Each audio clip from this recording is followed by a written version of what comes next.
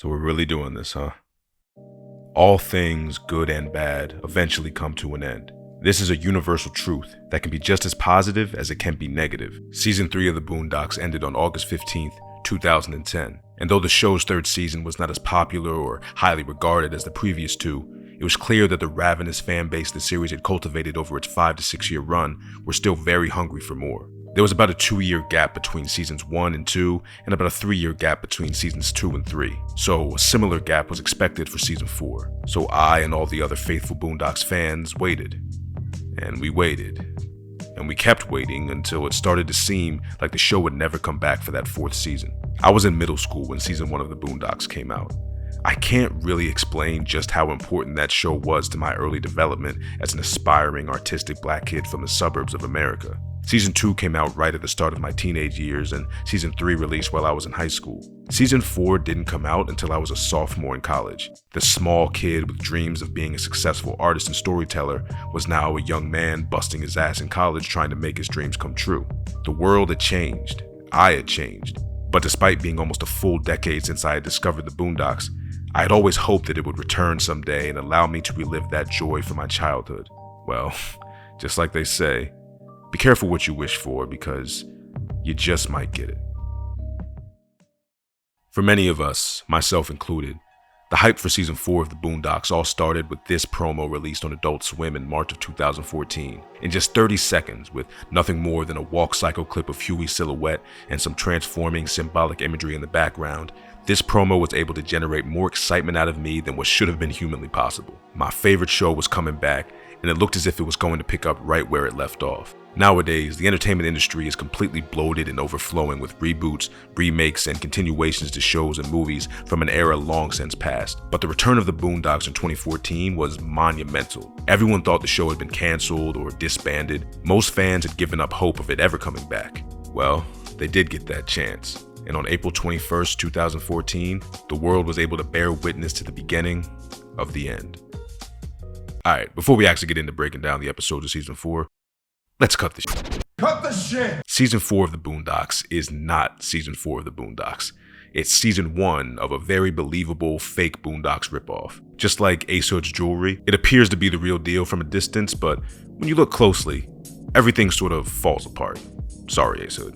Throughout all of my Boondocks videos, I've made it a point to mention 3 people specifically. Aaron McGruder, the creator and head writer of the show, Rodney Barnes, another lead member of the writing team, and also the executive producer, and Carl Jones, another lead writer and voice of multiple characters, most importantly, Thugnificent. The greatness and success of the first 3 seasons of the Boondocks is owed to a lot of people, but in my opinion, it was due in large part to these 3 men and their chemistry that they had together. The details of what happened to break up this trio are still hazy all these years later, but based on random sound bites and interviews that Aaron McGruder and Carl Jones have done over the years, it sounds like Carl Jones was looking to branch out and do other things outside of the Boondocks, like Black Dynamite, Freaknik the Musical, and many others. And Aaron McGruder wasn't too happy about him doing all that without at least talking to him first. Meanwhile, Aaron himself was apparently having a lot of issues with the network and was also getting tired of writing for the same characters in the same world and having to deal with censorship and bannings all the time. So he wanted to move on and do something different as well, i.e. Black Jesus.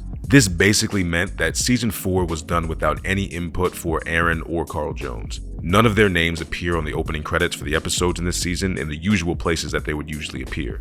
Although it is speculated that an episode or 2 was written or at least thought of by Aaron McGruder before other writers came in and fleshed out the idea.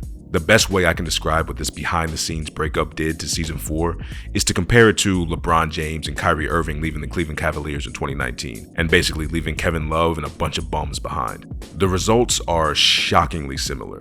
This is why I don't consider season 4 of the Boondocks to be the Boondocks. If it wasn't written by the same people who wrote the original, then it might as well be considered a non-canon spin-off series at best. And I didn't know all of this going into watching season 4 for the first time, but even when I went in blind almost a decade ago, I still remember feeling like something was off from the very start. The first episode of season 4 is called Pretty Boy Flizzy, and it's all about a young and controversial R&B pop singer named Pretty Boy Flizzy, who is definitely not supposed to be Chris Brown in any way. Definitely not. Totally not Christopher Brown. Nope. Not at all. He is played by Michael B. Jordan though, and that's pretty dope. The episode is all about Flizzy getting into legal trouble in Woodcrest and hiring Tom as his lawyer. While trying to deal with Flizzy's absurdly destructive and chaotic lifestyle, Tom's already barely surviving marriage starts to unravel even further. And after initially not wanting Flizzy's help with his marriage, Tom finally agrees to let Flizzy take him under his wing and teach him about how to keep these hoes in check. This, of course, ends in disaster with Tom trying to fight Flizzy at Jasmine's birthday party because he thinks Flizzy is trying to have an affair with Sarah. But really, Flizzy is just trying to make Tom look like the hero so his wife will appreciate him a little bit more. I also gotta say that this line read from Cedric Yarborough is one of my favorites ever. Girl, come on, motherfucker! Ah, yeah! All in all, I don't really think that this episode is that bad, but as I've said about season 4 in the past, that's kind of the issue. The best way I can describe most of the episodes in season 4 is not that bad. They are passable, average experiences that I don't really think about or feel the need to watch again. Season 2 and season 3 had some episodes with that same kind of meh vibe to them, but they were surrounded by amazing, unforgettable episodes that made people like me fall in love with this show. Season 4 feels like a plane in cruise control and autopilot. I mean, this whole Pretty Boy Flizzy episode is alright, but it's a complete ripoff of the Tom, Sarah, and Usher episode from season 2. And why the f was this episode the season opener? Season 4 is the only Boondocks season to have a legit in-season story arc that takes multiple episodes to tell, but that arc starts directly after this episode. It's not like Chris Brown drama was so important and so in the news that they had to make sure that they capitalized on it immediately with this season. I don't know, season 4 is packed with so many bizarre decisions that just kind of talking about it at all makes me really mad. And we're just getting started too. Pray for me now, and at the hour of my death, which I hope is soon. Amen. I also want to mention that Tom and Sarah's marriage, slowly degrading over time in the Boondocks, was kind of funny at first, but I don't know. By the time season 4 comes around, I think they pull it to ridiculous heights, and it just makes me not like the characters as much, especially Sarah, who was always sort of just a background character, but the more they showed of her, the less I wanted to see of her. Episode 2 was called Good Times, and for me, this is where a lot of the deep-seated issues with season 4 start to form. The overall premise of the first 3 seasons of the Boondocks is that a small, dysfunctional black family from the projects of Chicago get a large inheritance after the tragedy of a family death, and then they move out to the predominantly white suburbs of Woodcrest and try to adjust to their new life surrounded by racism and increasingly bizarre events, which is very similar to the plot of the old sitcom Good Times. One of the few areas I actually do give season 4 credit is that they did try to flip this idea on its head in this season and make it so that season 4 starts with the Freeman family losing all their money due to Granddad's terrible financial choices. They also finally introduced the middle Onceler, Eddie Jr., who was Ed Onceler Sr.'s son and Ed III's father. And just like the rest of the Oncelers, he's a greedy, conniving piece of You get me my money or you're fucking dead! You're fucking dead! You're fucking dead! Okay, see ya. The entire episode is Eddie Jr. tricking Granddad into getting himself more and more into debt with him until the Freeman family are basically sold into pseudo-slavery. I said I give the writers credit for trying to flip this idea, but they really didn't execute it well. For one, doing this for 1, maybe 2 episodes might have been okay, but this Freeman family being slaves arc should not have gone on for 5 to 6 episodes. Half the season is spent watching our favorite characters just get shit on while characters like Ruckus rise to prominence. A large part of what made Ruckus so funny in the earlier seasons was that he would say these horrible things about how terrible black people were, while he himself was a lowly loser who lived in a beat-up shack and had to work menial jobs for black men like Granddad and Tom. Season 4 makes Ruckus part of the elite, which now removes half of the irony that made his character funny in the first place. Throughout this entire arc, Granddad is made to look like a complete moron and a spineless, selfish coward when that was only shown sparingly in previous seasons. Or at the very least, it was played up at times for comedic effect, but they always made sure to counterbalance that with scenes of him showing his true care for Huey, Riley, and the rest of the people of Woodcrest. And Riley, can we even call Riley a main character in season 4? My man gets 4 lines an episode, and they're just shitty one-liners about something being gay. Look how they massacred my boy. And again, I have to say, on a pure surface level experience, this episode is okay. It's not painfully unfunny. It's not laugh out loud hilarious. It's just cruise control Boondocks getting you to your destination in a completely safe and unremarkable way. The next episode is called Breaking Granddad, and I gotta say that I do like the Breaking Bad parody aspect of this one. I've only seen some of the episodes of Breaking Bad, but you would have had to be in a coma during the late 2000s and early 2010s to not know about this show.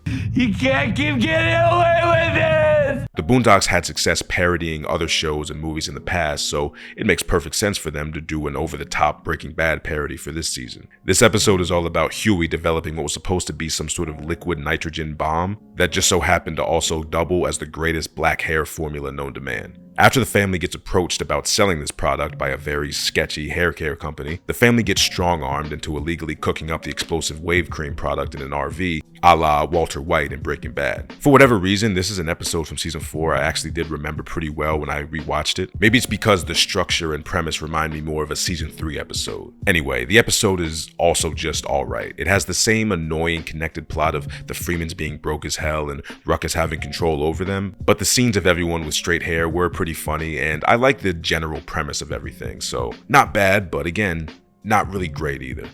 The next episode is called The Early Bird Special, and it's all about Granddad, still desperate for money, becoming an emotional gigolo for lonely women. I say emotional gigolo because he doesn't actually have sex with these women. He's strictly paid to be a support system and shoulder to cry on for these very sad women. And that's a kind of funny idea for like a quick 4-minute sketch, but the humor starts to wear thin during a 22-minute episode. This episode is yet another example of a season 4 episode that is just funny enough to not be terrible, but doesn't have anything to offer outside of a couple quick gags here and there. And we're like 4 episodes in, and I bet you're realizing that I'm not diving as deep into these episodes as I usually do for these retrospectives. I just don't see anything to analyze here. I've said it before and I'll say it again. Season 4 is like a soulless husk of the Boondocks. It may look like the show from afar, but the more you look into it, the more you realize just how hollow it actually is. But the next episode is different.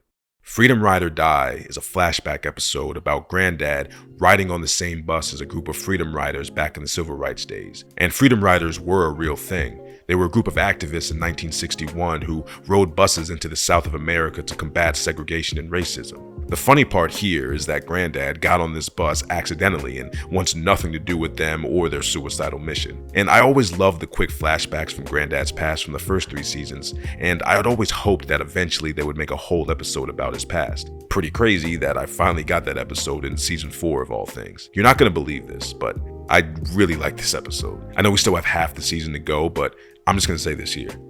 This is the best episode of season 4. And when I say it's not even close, I mean this episode is in a completely different stratosphere than the other episodes of this season. This episode feels like a really good season 2 or season 3 episode. It's got great comedy with Granddad and that dude from the Allstate commercials going back and forth about their different ideologies. Beat us, stab us, sick dogs on us, light us on fire. Light us on fire? Not that we're expecting that, but we are prepared for that to happen. You can't get prepared to get lit on fire. It's got one of the best fight sequences in the entire show when they all get pulled over and have to fight the cops. It has a legitimately well-written and well-paced story. The only thing that stops this episode from being a true all-time great episode is that it just sort of ends. And this is another problem with a good number of the episodes of season 4. You can tell the writers either didn't have time to think of satisfying endings or just couldn't figure out how to end a lot of these stories. So a lot of them go out on a pretty lame joke and then just sort of fade to black. But anticlimactic endings aside, this episode is still great. And if season 4 got nothing else right, at least they got this one right. And we go from easily the best season 4 episode to maybe the worst and most embarrassing episode of the Boondocks ever. Granddad dates a Kardashian. Why does this exist? Why does this exist? Why does this exist? No, could you not do that? You're gonna have a butt face. I hate this episode. People think I hate the Mr. Medicinal episode from season 3. No. This is an episode I actually hate. This is the dumbest, most ridiculous, trash as f***ass episode of the Boondocks ever. Remember this scene from the Trial of R. Kelly episode from season 1 where the family were sitting down watching TV, they see a clip of Bobby Brown and Whitney Houston, who were a pretty hot topic at that point in time, and they're in court. And I was trying to get a little bit more time on it. And It's my show, bitch! You know, I think they're on drugs. That was an example of the Boondocks acknowledging a stupid aspect of black culture that was culturally relevant at the time, giving it a short joke that it deserved, and then moving on to something much funnier and more substantial. The issue with season 4 is that the writers didn't have anything more substantial to say, so all they could do was spend entire episodes on this dumbass shit. And there might be some of you watching this video who haven't seen this episode of the Boondocks and you want to know, oh, well, what was the episode actually about? Granddad dates a Kardashian. That's what the episode was about. You could write it from there. Anybody could write it from there. It's literally the easiest, dumbest, most brain dead jokes you could think of. And again, why does this exist? Why does this exist? Why does this exist? Hey, real quick, this is a post-recording, editing chill. Just coming in to say, I know I kind of went crazy on this episode, and I still do hate this episode. I still think it's trash, but I neglected to mention one aspect about this episode that I think is important to at least mention. There is an effort that the writers made to try to mention a character who is supposed to be like, oh, this is the type of person that we should focus on, this Mother Teresa, like war survivor, patriot, revolutionary that Huey meets in the hospital. And I get it. I get this, what they were trying to do. And then at the end, showing that even they can be corrupted. None of it matters. The episode still sucks. They tried, I guess. So that's something to give them brownie points for. But yeah, I just wanted to come in and say that because I know some people might mention it, that they did actually have some sort of message in this episode, but even that message I feel like was kind of trash, and they went back on their word for it at the end by making them also a whore for fame. So, welcome. But the next episode is one that I'm actually kind of conflicted about. It's called Freedom Land, and considering that this is the climax and conclusion to the whole enslaved freemen's arc, it probably should have been the season finale, but hey, Pretty Boy Flizzy had no business being the season opener, so trying to make sense out of any of this shit is just wasted effort. This episode should have been great, but for some reason, none of the moments that should have hit hard really hit at all for me. It should be pretty obvious by now, but I really love Huey as a character. I love when he gets the chance to shine and talk his radical freedom fighter. Some of my favorite moments from season 1 involve him trying to talk sense into people, but something about the way he just robotically drops generic quotes about freedom and revolution in this episode make me feel like I'm watching somebody pretend to be Huey, which I guess is what I'm watching because Aaron McGruder didn't write this shit. When I heard the quote from Khalil Gibran that Huey dropped in the Wingman episode, "Your pain is the breaking of the shell that encloses your understanding. It is the bitter potion by which the physician within you heals your sick self. Therefore, trust the physician and drink his remedy in silence and tranquility."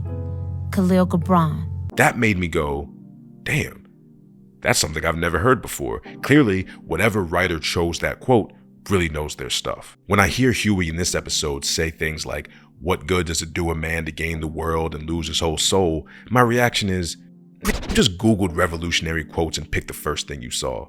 And none of this is to say that the things that Huey says in this episode are wrong or off base, but the Boondocks was usually very good at towing that line of being too preachy really well. This episode feels like one of the few times they crossed that line and got up a little too high on that soapbox. But writing good social satire is very hard, which is another reason why I really respect Aaron McGruder, Carl Jones, and Rodney Barnes so much, because when they were writing the Boondocks, they were able to do it so well consistently for 3 seasons. I do have to say though, the final battle sequence in this episode is undeniably dope.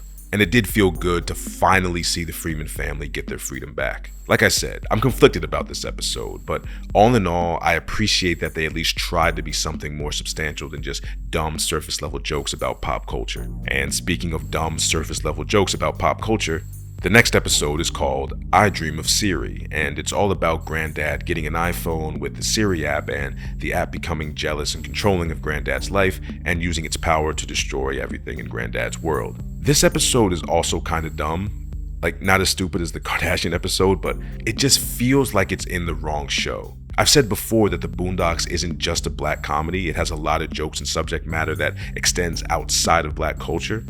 But this just felt like a Saturday Night Live sketch, and a really uninspired one at that. I get the whole technology is dangerous message that this episode is trying to poke fun at, but man, this episode just still feels lazy as hell. Like, this is an episode that I always forget actually exists. Like, whenever I go through the episodes of the Boondocks, or God forbid ever decide to rewatch season 4, I'm always surprised to remember that this episode was a thing. But the next episode truly breaks my heart because it basically ruins the perfect Stinkmeaner trilogy by making a completely unnecessary 4th edition. So it's basically the Thor Love and Thunder of the Boondocks universe. And I get that every season of the Boondocks needs a Stinkmeaner episode, but God. Look how they massacred my boy. I will say this. At least they're upfront with their lazy ass writing in this episode. Like, it starts with them just basically saying, like, yeah, we're not trying, we don't give a f, and we don't care if you give a f. Welcome to the Nigga Moment reboot. This is where we're gonna do some shit we already did and just pretend you didn't see that shit the first time. That's right, nigga. We don't respect your intelligence. To just completely rehash the first Stinkmeaner episode after 3 seasons worth of growth and development on behalf of Granddad, like, that's actually just crazy.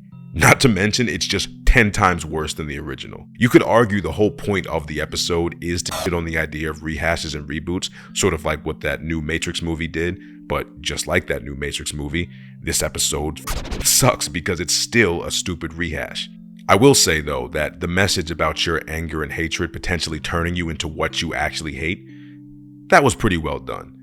It just feels so unnecessary, and the messages of this episode just feel so all over the place that I can't even focus on that because I'm too pissed at everything else that I'm seeing. But hey, once again, pretty cool fight scene. And then the last episode of season 4. The last episode of the Boondocks. The last episode of my favorite show ever. The last episode is called The New Black, but I gotta be honest, I don't really want to talk about it. I don't like this episode. It's very possible that I don't like this episode because 1, it's not really that funny, 2, makes Riley seem like a horrible character, and 3, makes no sense as the finale of the show. But maybe I just hate it because it's the finale. Because every time I watch this episode, I'm reminded that this is it. There is no more Boondocks after this. And that's a sad thought. After season 4 was received so harshly by fans and critics, any hope for another season was pretty much dashed instantly. Not that people really wanted a 5th season at this point in time anyway. It's been almost 10 years since season 4 first aired. It's almost universally hated, but there are still some people who defend it. Every couple of years, some rumor about a new season of the Boondocks or some Uncle Ruckus movie or whatever the hell pops up, and people start talking about how much they miss the show and hope it comes back someday, but I am never one of these people. We live in an era of entertainment that is overflowing with reboots and remakes. I can't even begin to name all of the shows or movies from my childhood or even people's childhood who came before me that have come back and tried to make another run. Let me ask you this. How many of those are any good? How many of them live up to your memories of the original? How many of them exceed the quality of the original? In my experience, almost none. Season 4 of the Boondocks taught me this lesson a decade ago. Most of the best art is simply a product of its time. It came out at the right time and found the right group of people to be successful. The art that moved us in 2003 probably wouldn't have had that same effect on us in 2023. The world changes, culture changes, people change. The Boondocks is an amazing series, but after doing retrospectives on each season, it's pretty clear to me that the show only got worse with each new entry. Sure, the drop in quality from season 1 to season 2 and season 2 to season 3 was small, but it was there. I don't enjoy making videos about art that I don't enjoy. I dreaded talking about this. I didn't enjoy talking about this. But I'm glad I did talk about this. All things good and bad eventually come to an end. This is a universal truth that can be just as positive as it can be negative. Nothing can go on forever because nothing should go on forever. Nothing can be good forever. Most things can't even be good for long. Appreciate the things in your life that are good. Cherish them as long as you can, but conversely, don't dwell on their memory once they're gone. Learn to find new things to love and cherish. Learn to let go of the negatives in your life as well, because they also won't last forever. Is season 4 of the Boondocks better than I remember? No. But I'm glad it exists, because it only makes me appreciate the first 3 seasons more. The Boondocks is dead and gone, but sometimes dead is better.